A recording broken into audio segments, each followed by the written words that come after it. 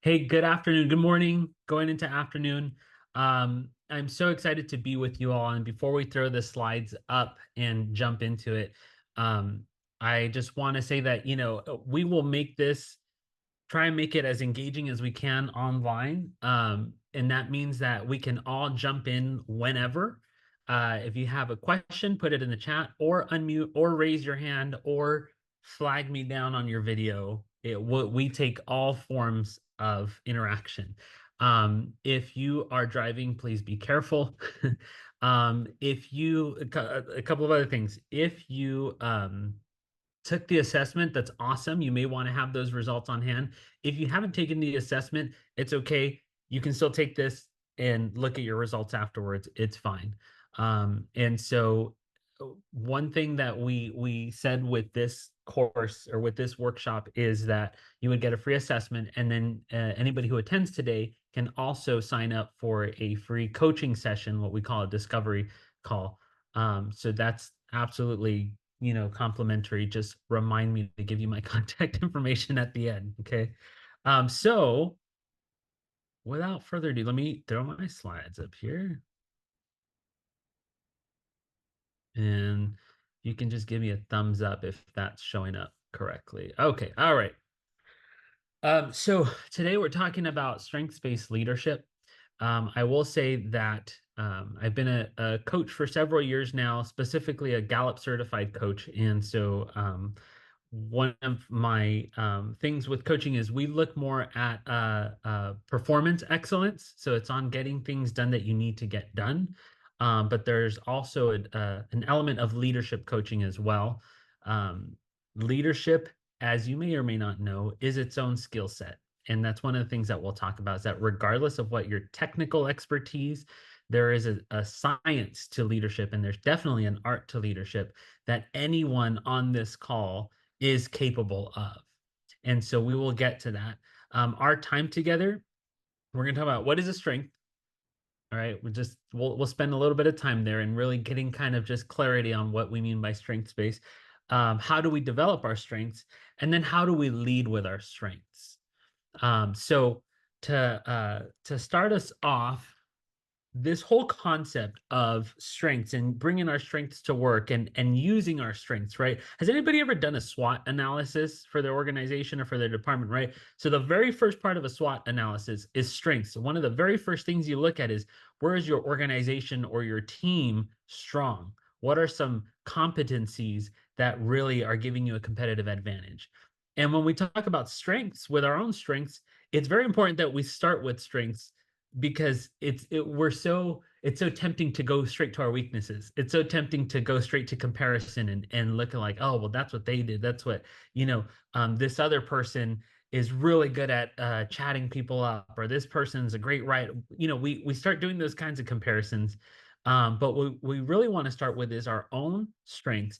They can have an impact on these five pieces, and probably some other ones, but quality of life. When you know what you naturally do well, it's easy to show up a little bit more comfortably in many different settings. Engagement at work. This When you have a strengths-based approach, it helps fight off that disengagement, helps fight off quiet quitting. If anybody's heard of that concept. Also helps with productivity. And so remember when I said, when we do strengths coaching, it's a lot about how you get things done, and performance excellence and task management.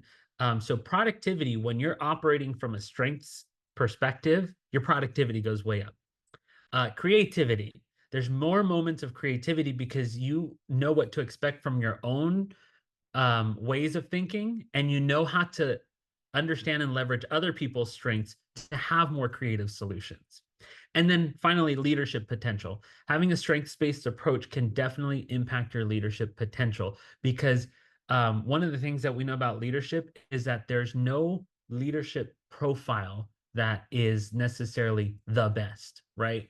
And that's one of the things that we have to fight constantly is we will look at profiles of, not on this call, but sometimes we look at profiles of leaders, famous or infamous, and we say, just do what they did.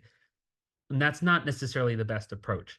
Your leadership potential really lies within your strengths. So we'll get there. First, we're gonna have a party time. So if you can find some way to interact, you just need to be able to identify yourself. So either raise your hand, use the raise hand feature, use the thumbs up reactions, or put something in the chat. But I want us to think about a party. Let's step out of work for a second and think about a party. And remember, at a party, you're letting your hair down. You're just going to be your natural self. There's no need to be super professional and career oriented at a party, right? You're just amongst friends. And so I'm going to read some statements. They'll be on the screen, and you tell me if that is you. So starting with the first one, is this you? At a party, I'm sticking close to my BFF, and that's it. We're probably in a corner somewhere. If that's you, give me a thumbs up. Give me a do this. You got one thumbs up. Okay. Got some hand clapping. I support this. Yeah, somewhat. Yeah. Okay. How about this? At a party, I'm talking to everybody there. I will meet everybody. Julie's giving a thumbs up. Lisa thumbs up. Anne's like, no, absolutely not. Absolutely not. Okay. How about this? At a party, I'm organizing the party and spreadsheets may be involved.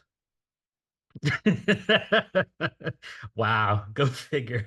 Okay, we got a sideways thumb. All right, all right. So let's see if you catch the difference here. How about I'm hosting the party?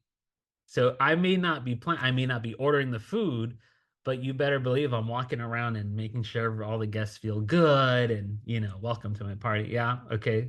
Some are planners, some are hosters. There's a difference. Um, how about by party, do you mean staying home to read a good book? Is that you? I can say, yeah, absolutely. Yeah, so one of the things, the reason why I like doing this exercise is it helps us to think how we naturally think, feel, and behave, okay, in certain situations where people are involved. And there's some level of extroversion, there's some level of introversion, there's different ways of engaging in the same activity. And so what Gallup did is it studied all these different ways of thinking, feeling, and behaving, and then they called it talent because it was natural. It was just without thinking, this is how you show up. Without even trying, you're meeting everybody at the party. And it could come from different places, right? Different talents. But Gallup defines talent like this: a naturally recurring pattern of thought, feeling, or behavior that can be productively applied. So all those things that we do without even thinking, we could just say that's natural talent. That's how Gallup would define it. It's a natural talent. If you naturally find a way to just mingle at a party, that's great. If you find a way to naturally just hide in the kitchen and kind of maybe you're hiding in the kitchen and you're having maybe more intimate conversations. Maybe they're more in depth. They're maybe more like, hey, really tell me about what's going on the last time we talked, which was years ago. You mentioned that, and these are very deep conversations. That's also a form of talent to be able to have those kinds of intimate connections, right? But also beyond the party, how we execute tasks, how we get things done, there's different ways of demonstrating talent. Some people are great at brainstorming, creating new ideas. Some people are great at just getting it done, right? And just getting straight to the task, creating a to-do list, and just knocking things out. That's not me. I'm the brainstormer, I'm the plan builder, and then I like to hand things off so somebody else can go and implement. But what we think about when we have these, what Gallup calls these 34 themes. So if you took the assessment, you got your top 5. That was 5 out of 34. And Gallup calls those different strength themes because those themes, think of it like as a bundle or a bouquet of different talents. And they're all so similar that they can be put under one heading, like achiever or competition or relator, right?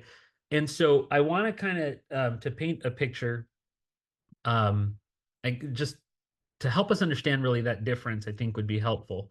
Bear with me because today I'm using Batman as an example. I don't know if we have any Batman fans, but look, I need something to get me to the weekend. Okay. So these are not trick questions, you guys. Yes, We Jackie. have a question in the Oh, chat. yes. Um, I don't is even know it where my chat went. weird That's okay. I'll monitor. Is it weird to have all top 5 in one theme? In okay, good question. It may be that I think what you mean is in one domain, so they might have all been the same color. Is it weird? No, absolutely not. There's nothing weird about that at all. I know a few folks who operate that way. Almost all of my top five are in what we would call the strategic thinking theme. Almost all of them, and it's nothing to worry about, nothing to be concerned about. It's just it just means that you might, lean heavily towards either relationships or tasks or whatever. I'm interested to hear what domain it is. Well, it's funny because you and I are opposites, so we should definitely be on a team here because Mhm. all of mine, sorry, I'm so nasally, guys. All of mine were relationship building. Okay. Yeah. Yeah. So we'll talk about domains just a little bit.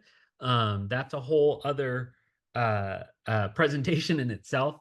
But the themes are divided in, hold on, let me get Batman off the screen here. The themes are divided into four domains, and we call them strategic thinking, relationship building, executing, and influencing. And really, those themes are just good suggestions as to whether you might be more um, task oriented, if you might be very cerebral, if you have a very like a lot of life going on out here, maybe not as much out here. If you're very much in tune with people and their emotions and the state of relationships between individuals and groups, or it could be that you thrive in social settings. And so that's kind of what those four domains point towards. Some people have a mix, some people are all in one, and then there's everything in between. So let's look at then a theme. So again, these are not trick questions. What is the theme of this room? If I already said it, if this bedroom, you would guess is Batman, easily, right? How can you tell? How do you know this is a Batman themed room? The branding. The the branding, yes. Even just the colors. The colors. What specifically do we see that just aside from the colors and the branding? I mean, The we see logos. the logos, right? A bat. Yeah, everywhere. Yeah. Okay. Now, what about, again, these are not trick questions. What's the theme in this room? Same. Same thing, right? Batman. Now, do they look different? Yes. Are they the same theme? Yes.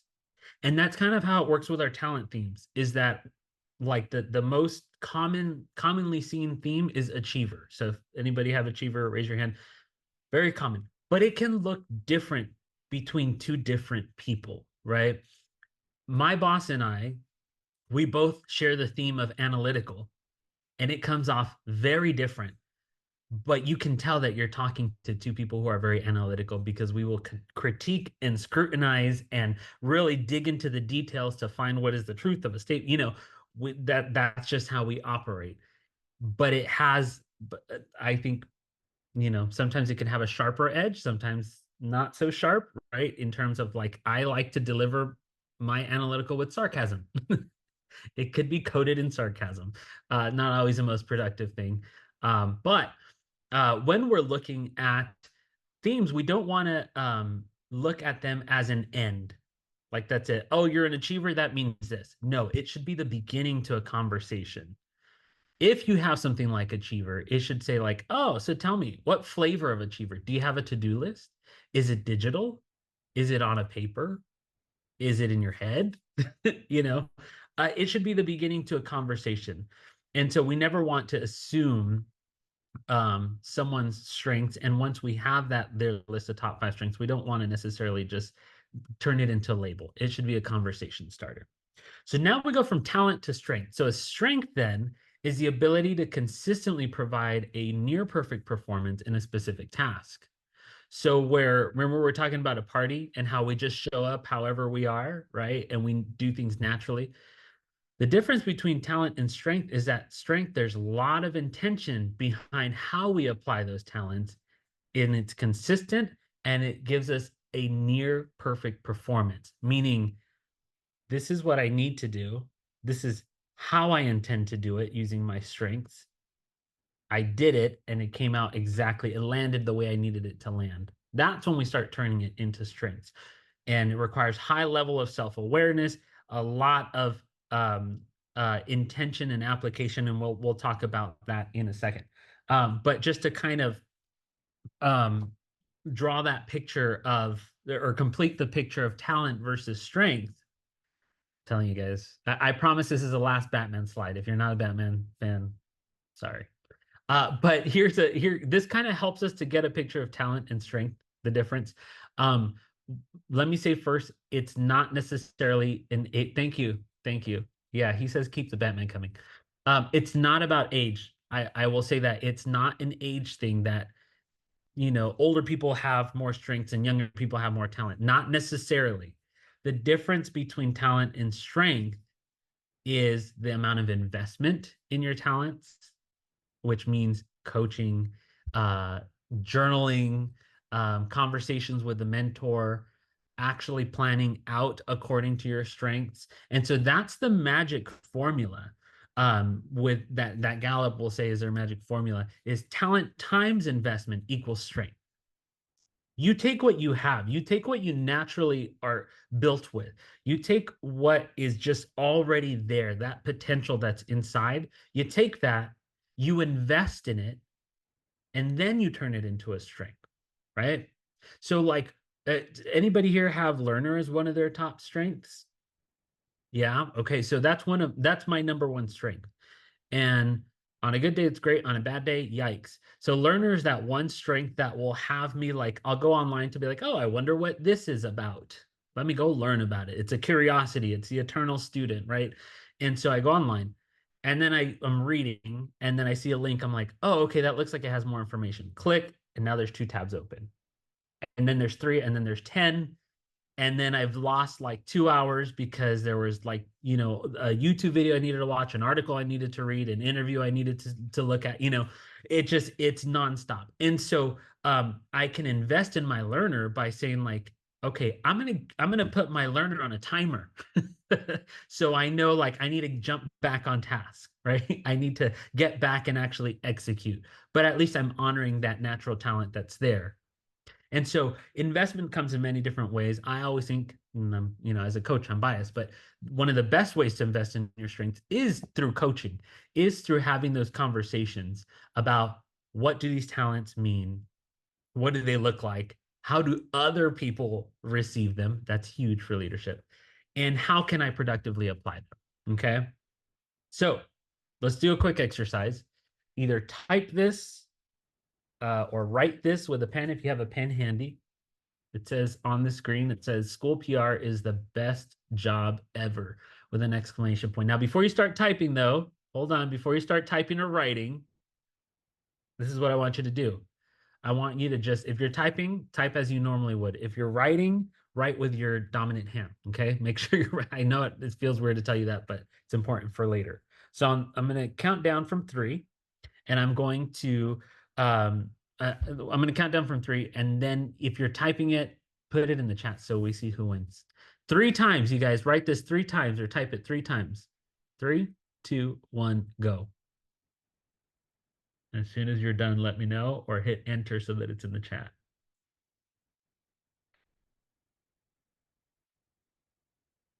Two more times, you guys. You guys got to do it 3 times.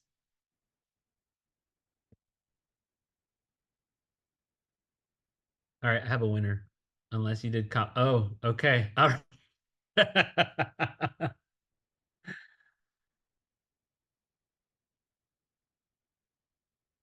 America Online taught me very well.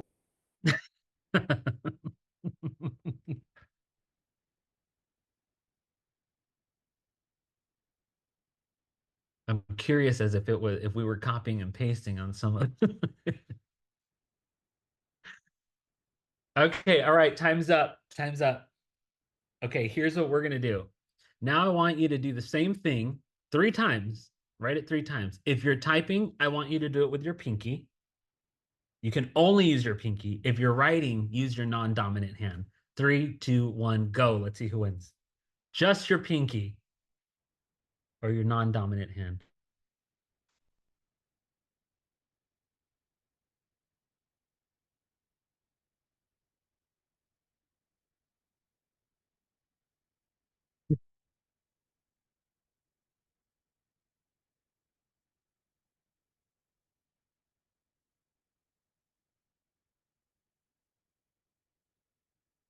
Sandeep, I don't know who John is, but I'm sure he's nice.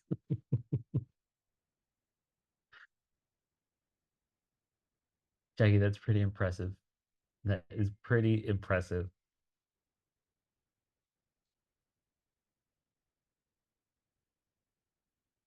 All right, time's up. Time's up. Okay. All right, let's talk about it. Let's unmute.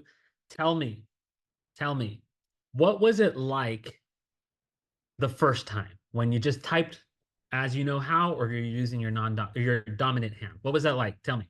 Effortless. Effortless, Energizing. energizing, yeah.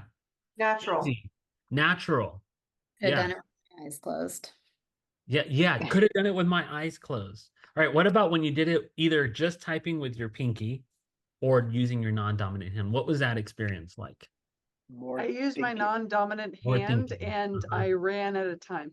You ran out of time. Okay, so you didn't even get the job done. I found it humorous. I was laughing the whole time I was writing with my non-dominant hand. Yeah, I'm curious to see what it looked like. Messy, we see messy, uncomfortable to write with my non-dominant hand. Absolutely. And this exercise is just meant to point to one thing. The first round, that's what it's like to operate in your strengths. The second round, that's what it's like to operate outside of your strengths in a way that's not natural to you, right? So my boss and I, we have a phrase. We have 2 phrases actually that we use around the office that we keep saying we'll get them embroidered in a pillow. The first one is Josué gets his way. Don't ask what that's about. The second one is give me directives. Oh, look at that. I got balloons on my screen. That was cool. Sorry. The second one is give me directives, not directions. Meaning tell me where we need to go and I'll tell us how to get there, or I'll figure out how to get there. And that has been super helpful for our relationship because my boss has, the superintendent, one of her themes is responsibility. And so I know she values getting things done the right way, in a way that's not, it is compliant, legally sound, morally sound, right? All those things. And so I know what she expects. So I'm like, okay, I got it. Let me get us there. I don't need every single step. Hooray for responsibility. Yeah. Also, my wife's number 2 theme, which is very healthy for us, thankfully. But if I'm given every single little detail of how to operate, some of my strengths really they crave autonomy. And so it dampens my strength. And it feels like when I'm given every little thing to do, I feel like I'm writing with my non-dominant hand, right? And then I'm no longer engaged with the work. I'm not going to be as creative, right? Now, for someone with high responsibility, it may be that you want those clear guidelines of, please, I need to know when I've done the job right, when I've done the job well. Like I need to know what the right outcome looks like. And so I want just a little bit more guidance or parameters. And then you can thrive in that environment, right? And so that's when we want to think about the difference between just talent and strength. Strength is really operating in that setting in that way where it does come naturally to you. You're going to get there, but you're going to take your own route. Okay. So I want us to go into some breakout rooms. And if you've taken the assessment, I want you to share with the group what your top 5 strengths are, and then which one of them resonate with you the most. So if you've taken your assessment, awesome. If not, I'm going to throw a link for a PDF that has all 34 listed. Let me just pull it up. And then Jackie, if you can put us in like groups of 3 to 4, that would be awesome. Right. We'll try this. Let me put it first in.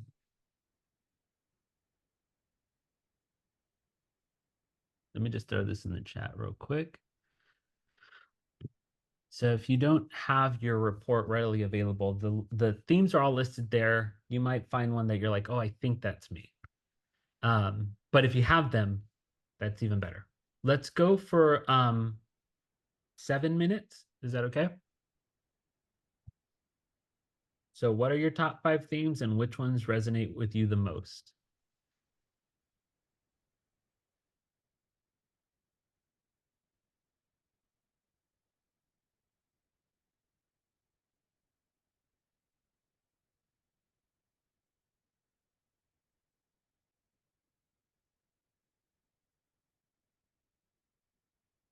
Dina, would you like to join one of these rooms? I think it keeps us out because we're the hosts. It does.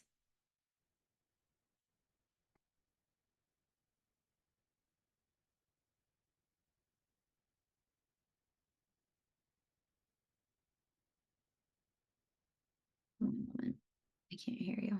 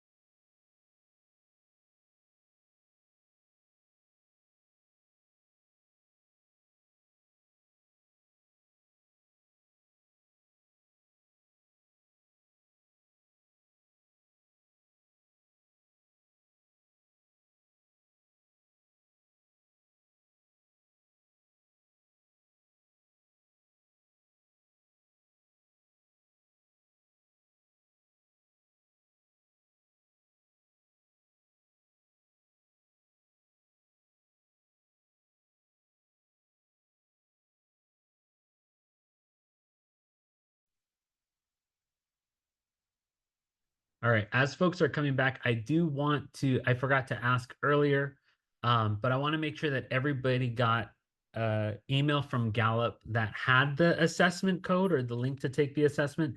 And check your spam too. If you didn't, just put your name in the chat so we'll make sure that we can get that to you. Anything you guys want to share out? Any themes that super resonated with you? I got you, Sandeep and Dora. Anybody think that Gallup is stalking them? I'll share mine. I shared in my group that I did not take the assessment, first of all, but looking at those 34 items, I've noticed this about myself. My beliefs are like, if I believe in something, I'm behind it 100%. And that can be a great strength, but it can also be my downfall, because if I find myself trying to collaborate with someone who holds the opposite beliefs, that is a wall for me that I have to overcome. That's some good self-awareness there. Yeah. It's interesting how in our group, we said, we're not talking about it in this presentation, but there is a dark side to our strengths sometimes. Anybody else? Any themes that they felt like, oh yeah, 100% this was me? Well, we talked about how our strengths seem to kind of be who we are. I mean, but one of the things we also talked about is, do they at all change over the course of our lives? I'm wondering, this is a career change for me. I started a million years ago as a high school science teacher. I've raised a family and now I'm in this role. So I'm wondering, do those things change over the course? And we kind of talked about that. Or do life experiences impact kind of maybe the day we're taking the test, or, that kind of thing? Yeah. So the good thing with the Gallup assessment, what I really like about it is that it's a really sophisticated tool. There's a full report on the how legit it is, for lack of a better word, but from a research perspective, how legit it is. Do strengths change over time? Possibly. And it's normally around life-changing events, positive or negative. And depending on how severe that life-changing event is, it might just reshuffle your strengths. I like to say that they play musical chairs. And so one job might demand a strength from you more than another job. So like, for example, I do community engagement. None of my themes are very social or very extroverted. And so my number 2 theme is individualization. This job pulls that out of me all the time, right? And so if I were in a different role, I might lean more on a different strength. So it is situational in that sense, but it's also very consistent in that that's how you're going to show up without even trying. This is really how you show up without even trying. And the work in becoming strengths-based leaders is being able to present our strengths before they present themselves. Right? We want to be able to read the room and know what is demanded from us in that room or for that task. So, okay, let's move forward, because I do want us to get to that leadership part, but we got to talk about these strengths, how we develop them. How do we go from talent to strength? We talked about investment, but I want to introduce you to this 3-part phase. I would say cycle, but my visual doesn't have this to it. So we'll just put 3 phases, 3 steps. Awareness, acceptance, and appreciation. And I added acceptance. I'll tell you why in a second. It used to just be appreciation. And then application, right? So awareness is all about first identify them. So you take the assessment and you get your top 5. There's other assessments out there that you can take that are kind of helpful. Oh, I'm not even presenting. I'm so sorry, you guys. Thank you, Sandeep. Okay, let's see. Perfect. All right, so this is the those are the 3 phases I was talking about, 3 things. So when we talk about awareness, talking about being able to identify them, so put a name on them. Gallup does that for you by giving you strength themes, right? But there's other ones out there's DISC, there's VIA, there's Enneagram. Anybody here ever done Enneagram? Right. There's so many different ways that you can do this. What you want to do is just the first step forward is just figure out some kind of system to help you identify it. Whatever the inventory looks like, that's up to you. Each one is going to do something a little bit different.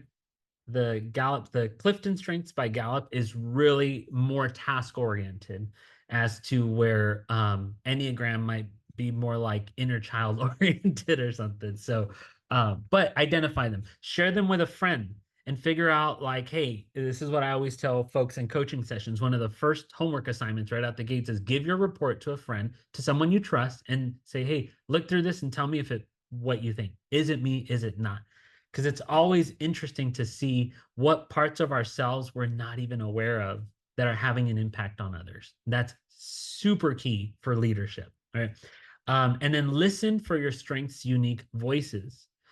After a while, you start to realize, oh, that's my inner achiever coming out, or oh, that's significance that's coming up for me, or oh, I sense that positivity is bubbling up and wanting to say hi to the room, right? You start to hear, you're able to distinguish between your top 5, and each one of those top 5 comes with different needs, different values, different triggers, positive or negative, and different motivations. So you want to just start kind of taking inventory of like, what environments, what situations, what words bring out my relator. It could be that big party where everybody's there, and it brings out your relator, like, who do I know? Who do I know? Who do I know? You know, NSPRA 2024, where are my friends? Where are my friends? Or if you have high woo, you see everybody, you're like, look at all my friends. I don't know some of their names yet, but they're all my friends. Elijah's laughing because I suspect he has high woo. So you want to be able to get a sense for when are they coming up for you. Listen to their voices, listen to see what triggers them, what environments they thrive in, what environments really help to help them to flourish. Okay, because then you can start communicating your needs. You can start saying, if you have themes like intellection, context, something like ideation, you might want to communicate to your colleagues, hey, can you let me know what's coming up for this meeting? Because I'm going to need time to think through it deeply, and I don't want to do that in the meeting because that's just going to bore everybody, you know? And then you're communicating your needs. You're opening up a conversation, as opposed to what? Showing up to a meeting and be like, oh, well, so-and-so never has anything to say. And it's like, no, you misread me. I'm saying everything in here, you know? So being aware of them allows you to then communicate what it is that you need. And it allows it kind of creates this platform for more successful or healthier relationships at work and more productive teams at work. As far as acceptance and appreciation, I added acceptance to this because sometimes we see a theme that we're not very happy with. One of the themes, significance, Gallup actually changed the definition, but I like the one that they used to have. Significance for me is like number 11, but I say it bullies my 1 through 10. And I call it the Kardashian theme, because the original definition was something like people with high significance want to be seen as important in the eyes of others. Like they want to be like the star of the show. And so I'm like, yeah, it's the Kardashian theme. And it's amazing, right? In true significance form. And so sometimes we see things that we're like, I don't know how I feel about that. Or we see things, or we don't see things in our top 5. They're like, well, I work in PR. Shouldn't communication be one of my top themes? Not necessarily, right? Not every athlete is going to have competition as one of their top themes. Not every teacher is going to have learner as one of their top themes. So these themes really are much more holistic than just our careers and our vocation. And so accept them, say, this is who I am. It's been scientifically proven if you took the test, correctly. And then own them, and then find evidence of when each theme helped you to be successful.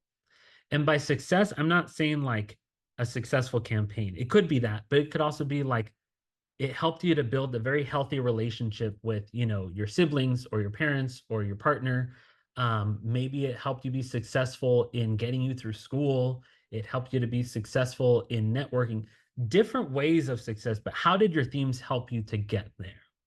That's when you start appreciating and realizing, oh, I know what this can do. I know what my command theme can do. I know how it brings value to my team. I know how my restorative theme brings value.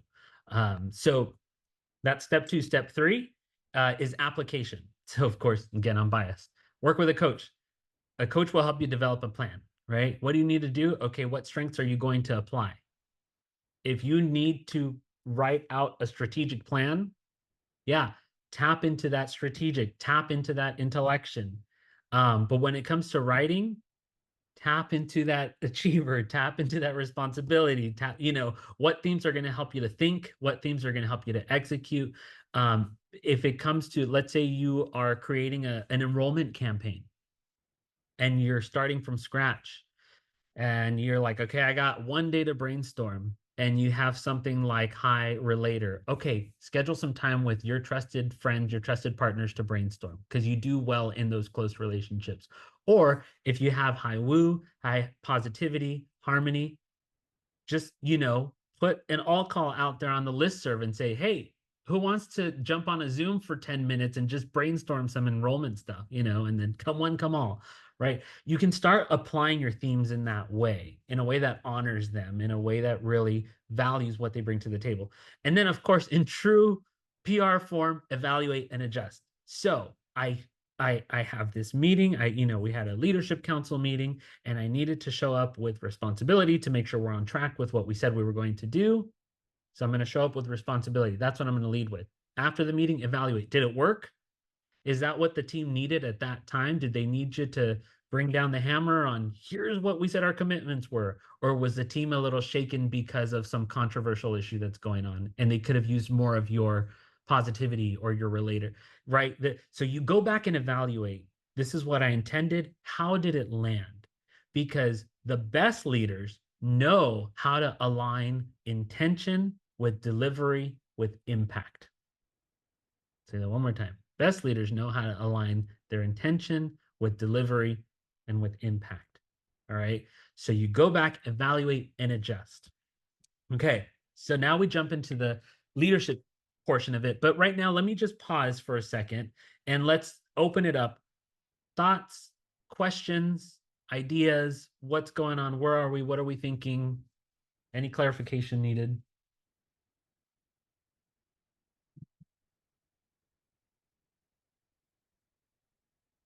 Don't be shy.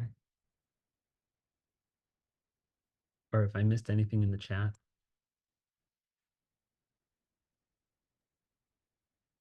If not, no worries. We'll just jump right into the next part. Okay, so, but if you do have questions, you guys, please just throw them in the chat. Okay, so strengths-based leadership now is a whole other layer to strengths. And as with any strong leader, there's a high level of self-awareness. And so to know your strengths and how they dance and how they come out is a great first step to becoming a good leader, right? But I want to address this leadership myth. Good leaders are blank in their field. And usually these are like some of the answers that we hear. Good leaders are the highest ranked, the most senior, the most educated, the most gifted, the most charming, the most technically skilled in their field. And that's the myth. The reality is that not good leaders, but effective leaders are good at making decisions and building relationships. We don't want to overcomplicate it beyond that. If there's any leadership course that makes it more than this, come back to this, because it all boils down to this. To be an effective leader, you have to know how to make decisions and you have to know how to build relationships. Okay. And that building relationships will really save you from when you make a bad decision, right? And making good decisions will help you to continue to build those relationships. They really go hand in hand. So here's a simple definition of leadership that we're going to work with. The ability to influence individuals or groups toward common goals, regardless of the relationship. Okay. The key here is influence. Influence, because you can lead in any one of these 4 directions. You most likely have a supervisor. You most likely have colleagues. We all have some version of a customer, somebody that we're serving, whether that's staff, whether that's students, whether that's families. And then we might have direct reports, or we might have someone that we can give direction to. Maybe we don't evaluate them, but we do give them direction in the form of a protocol or a policy. Or it could be like a vendor, right? If we contract out work for graphic design, for video production, for whatever it is, that we would consider them in a loose sense a direct report, right? These are all different directions in which we can influence. And the thing about developing our strengths-based leadership is we don't wait until we're in a formal leadership role to influence. Let's say that one more time. You don't wait until you're in a formal leadership role to influence. Okay? You can influence in any one of these directions. So just take a minute to think about, okay, which relationship do I need to exercise more effective influence? Is it with my boss? Is it with my colleagues? Is it with my customers? Is it with direct reports? Where do I need to improve that influence towards those common goals? So just kind of think about that for a second. Have that in your head.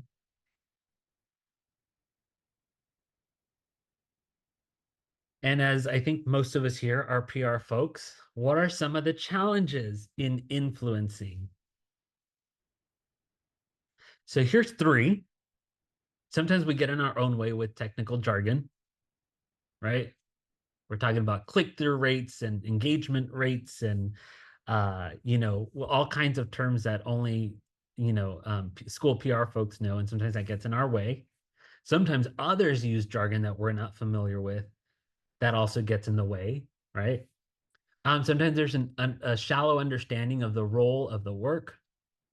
Sometimes it's like you just do social media and flyers, right? Oh, and videos too. You're like, what? I did a presentation to our board yesterday where we're talking about an enrollment campaign, and I pointed out, like, this started with a request for a flyer. This ended with a landing page, email marketing campaign, online marketing campaign, an ebook, like all these things, right? And so sometimes there's a very shallow understanding of what communications and PR actually is. And then sometimes another challenge could be demonstrating that ROI. What else beyond the flyer looks great? What is the actual ROI? What else? What do you guys think are some challenges in school PR leadership? What am I missing on this list? I think for me, it's a struggle to have people willing to follow best practice because it puts them in an uncomfortable situation, right? Encouraging two-way channels. I would rather just put my message out there and not hear back from the public. And then it's our job to say, sorry, we're going to have to push you out of your comfort zone to adhere to best practice of a two-way channel. That's kind of what I'm struggling with right now. And so that's what comes to mind. Okay. Thank you, Jessica. What else? Vanessa in the chat said branding. And then I wanted to add a challenge that I've seen, and that is to get that, and maybe this is too technical, so please tell me if it is, but to get that seat at a table, to have that, the view from leadership that we are also leaders in our own way. But then once we do get that seat at the table and we finally do get that recognition, going back to that understanding, a lot of those other people with the seat at the table have support teams in place. And when we do get that seat, then we have to do both that leadership seat at the table and all the technical work without support. That, yes, is spot on. I wouldn't change anything of how you said it. It's funny, when I had a conversation with some of the staff at our city, and being a one-person team, her reaction was like, oh, so you're a working director. I'm like, what does that mean? Like, aren't we all?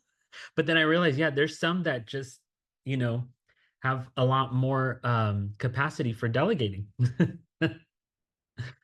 Yeah. Okay. Yeah, these are all definitely challenges. And so what we're going to look at, we're almost out of time here, but what we're going to look at is what Gallup calls the 4 needs of followers. Because when it comes to influencing, we know our industry, our world of PR, we know that very well, very intimately, and we love it, right? We're so just enamored by it. There's so many cool things to do and see and learn. But if we take a step back for a second and come to the realization, like, we're all humans, right? We're just humans leading humans, and we're humans influencing humans. Gallup identified 4 needs that every follower has. So everybody in that little compass thing, right, in every direction has these 4 needs, whether they are a direct report, a colleague, a customer, or a supervisor. And these are the 4 needs: trust, compassion, stability, and hope. Now, there's not necessarily one strength that is super good at all of these. The reality is you can use any of your 5 strengths and really in combination, make like a strengths cocktail to deliver on these, to build trust, to show compassion, to offer stability, to demonstrate hope, right? You can do that in so many different ways. And so let's go through these real quick. Trust, when in their research, these are the words that they came up when Gallup was asking followers, right, studying leadership by studying those who follow them. They said, okay, what's important to you in a leader? These words came up: honesty, integrity, respect. And that really boils down to trust. Can you build trust with folks? And people want to know, can I trust you? Between trust and one of the other ones on stability, this really gets down to a very like just deep human need of like, I just need to feel safe. And if I can't trust you, I don't feel safe. So that's something that, whether it's somebody who is, that is your boss making way more money, or a direct report making less money, both of those are going to need trust. They're going to need to be able to trust you. They're going to need to be able to have a trusting relationship with you. That doesn't change depending on where they fall on the organizational chart, right? Another need that people have is compassion. These are the themes that came up: caring, friendship, happiness, love, which is kind of weird to think about in a work setting. Some of these are like, what do you mean love and friendship in a work setting? Like, if I want friends, I'll go to Starbucks, not work. But more and more, I think we're seeing that it's important that you demonstrate care, not just for people's professional well-being, but their personal well-being as well. When someone walks in from the weekend and we start talking about, hey, how's that report coming along? Or, hey, how are we coming along with this event? Or blah, blah, blah. And we don't start with the human side of like, hey, how's your dog doing? Right?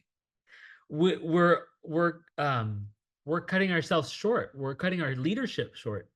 They're not demonstrating that caring, that compassion. I care for the things that you care about.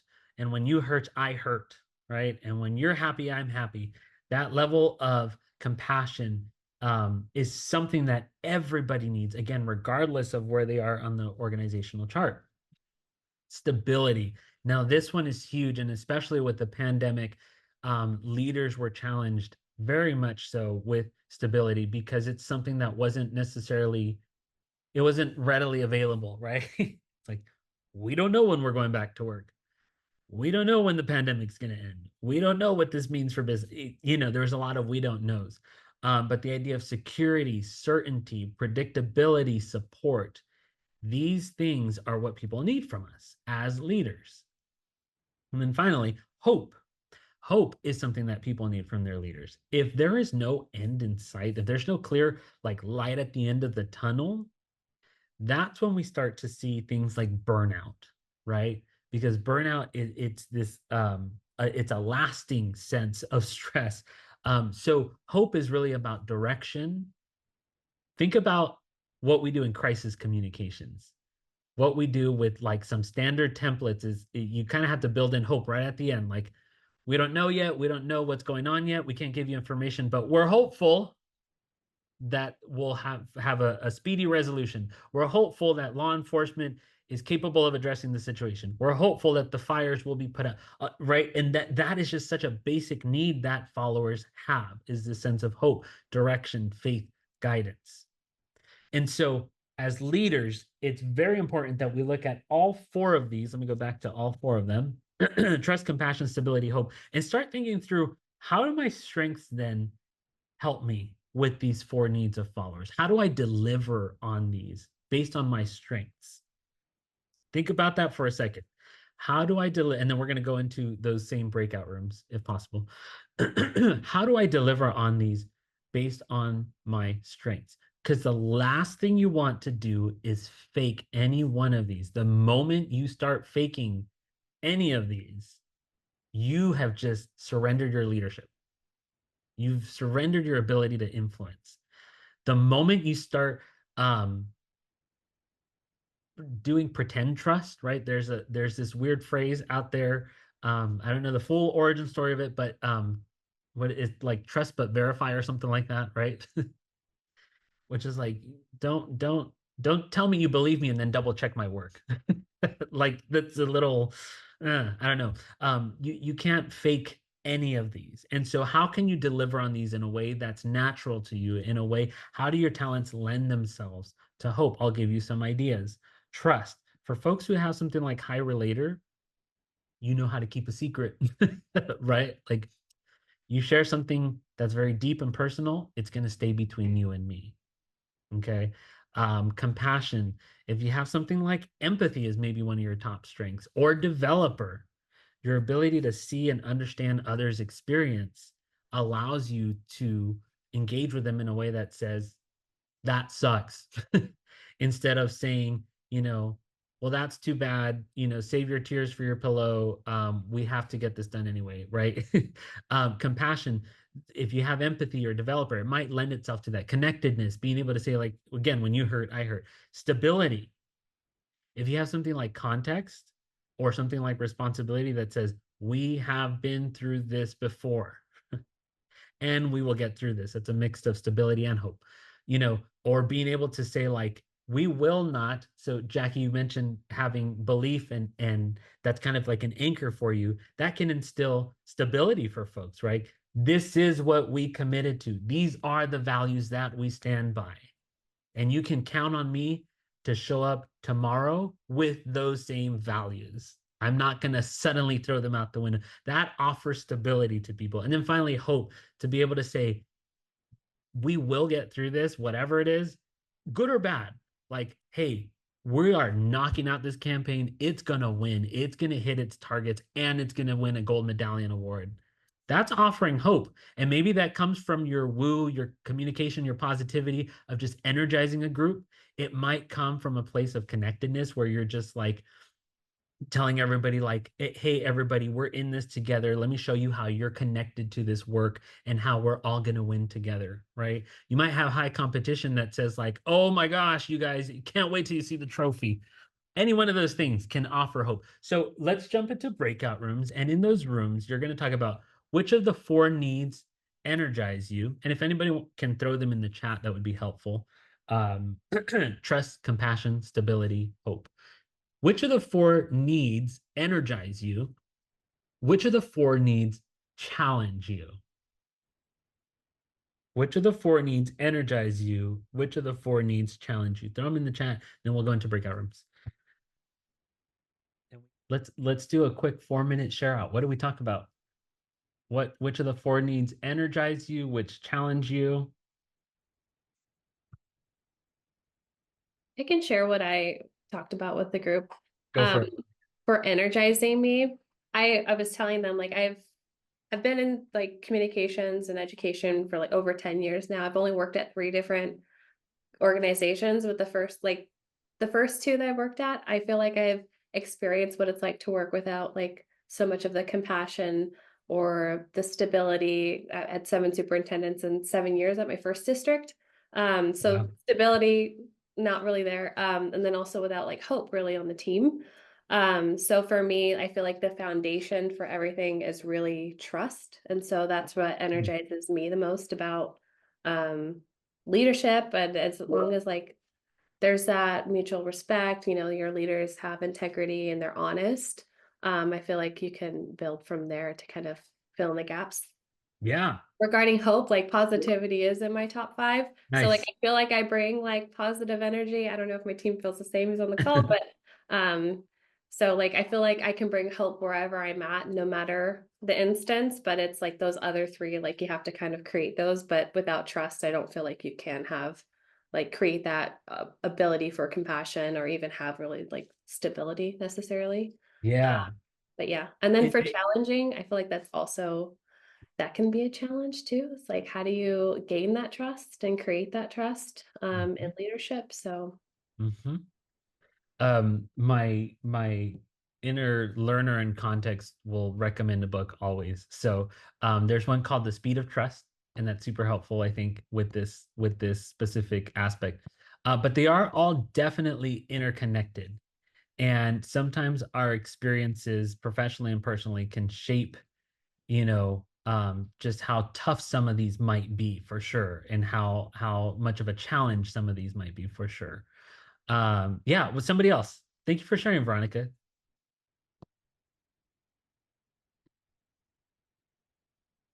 This is I very have vulnerable, you something guys. to I know. say again. A whole lot. One of the things that we touched in, I was with Kelly and Davina, and one of the things we touched on was there's the word energize and then challenge, and I interpreted challenge as draining rather than it's not challenging for me to be compassionate towards others, but it's draining. And so when I'm in a situation where I have to show compassion, I also need to like I need to personally recognize that I'm probably going to need to go take a nap later. Yep. So without touching on the other things, that was just something that I noticed and we talked Yeah. through. That's a great observation there. If you are someone who does run into like compassion fatigue, and it's okay to be like, yeah, shower, cry in the shower is part of my, self-care. Like that's completely okay, right? And knowing as a leader, though, knowing that your challenge with a certain one of these needs doesn't mean you don't give it to your followers, right? It just means, what do I need to do to make sure I'm in a good place to offer trust or to offer compassion, in a way that doesn't burn me out, in a way that keeps healthy boundaries, in a way that doesn't remove accountability from the work. Conversation Jessica and I were having about like sometimes that compassion can lead to like, okay, I'll just do it for you, right? It's very, very tempting. It's okay, you can come in late every day. It could be that, right? So doing what you need to do for yourself, but in a way that's still, again, when we talk about performance excellence, you were hired to do this, so let's get you there. Let's get you. If you need 2 seconds of compassion, or if you need, a lunch break of compassion, let's get you there so that we can get you performing to where you need to be, right? Let's take one more share out, and then I have a reflection question, and then Dina will close us up. I can share. One that I kind of talked about was hope, and I think it's energizing and challenging for me because my second theme is competition. So I think for hope, it's interesting because I can feel energized if I'm doing something very good and I know it's to the best of my abilities. That's where that competition within myself comes in. But if I get something, it's kind of like a last minute, like rush request that I feel like I didn't do it to the best of my abilities, that's very challenging for me to deal with. So it's kind of interesting seeing how these 4, they can be challenging and energizing at the same time. So I thought that Yeah. was interesting. Yeah. Oh, competition. Oh man. I It don't makes have. perfect sense. Yeah. I was And not surprised. yeah, and it could be, it could be challenging. If I feel like I'm gonna lose, I'm just not gonna engage. And oh well, too bad, so sad, right? It's everything could be a competition, from let's see who could take out the trash faster to let's see who comes up with a better campaign. And so I love that observation of how it could be either or for sure. The one thing that I want us to be aware of with these 4 needs is that not only do our followers have them, but we have them as well, right? We all have these 4 needs as well. And so we want to be aware of when these buckets are being filled and when they're not being filled, because it's going to impact how we then lead others, right? So if we feel a sense of hopelessness, it's going to have an impact on our leadership with others. If we feel like we just can't trust anybody in the workplace, it's a toxic work environment, it's going to impact how you lead others. And so it's definitely keeping in tune, stay in tune with your own needs, but definitely look to meet the needs of others. As a leader, that's your call. Regardless of where you sit on that org chart, that is your call. The last reflection question to think about, and I'll put it in the chat because it's definitely something worth thinking over a little bit more deeply. But how can you use your top 5 strengths to speak and act in a way that addresses the 4 needs of followers? Remember, we talked about those school PR leadership challenges, right? And sometimes we walk into a room and we think that leadership might be, let me show you all how competent of a communications person I am so that you can see I'm a school leader, right? Or, we just display all the degrees or something. Let's bring it back to this. If you're walking into a meeting, leave the technical jargon out, leave the educational background out, look to address those 4 needs. Instead of talking about campaign metrics, talk about how this is creating a hopeful condition or hopeful situation or hopeful environment for students instead, or colleagues, right? Instead of talking about a social media series, talk about how this is going to really instill a sense or build trust within our community, right? Start speaking to those and see what it does for your influence within an organization. That'll be my challenge for you. The last thing, I will put my contact information. One of the things I had told Trinette with this session was anybody who attends, you can sign up for a free coaching session. We call it a discovery session. And what we do is we just kind of go through your report and figure out some alignment and how this applies to your work. It's a lot of fun. I have a lot of fun with it, but normally those who I work with also have a lot of fun with it as well, because it opens up a whole different way of thinking, a whole different approach to your work, and in a way that is really authentic to who you are. So my contact is in there. That's my cell phone, my personal cell phone. Please reach out whenever, even if it's just to send a fun GIF. I love those as well. My email is there, and feel free to reach out and we'll schedule a coaching session. Other than that, thank you all so much. It's been a blast talking to you all. And if you have any questions, just feel free to reach out. Who am I handing it off to? All right. Okay, Dina. Thank you so much for all of your teachings, Josué. It's a lot to think about, a lot to reflect on, and it will help us to fortify our teams and use these tools as we go forward. So thank you for taking the time. Before we leave, I'm going to go ahead and put a link in the chat. Just want to remind folks about our upcoming offerings on our calendar of events. So in August, we're looking at new member orientation. That's great for new members. Again, we have another webinar on August 7th, capturing moments, respecting privacy, navigating student media releases, and creative alternatives. Go ahead and look through these offerings and please register. Again, these webinars that we are recording, they will also be offered on demand and you will have access to those links. In any case, again, thank you all for attending. This was a lot of good information, and have a safe and healthy weekend. Enjoy.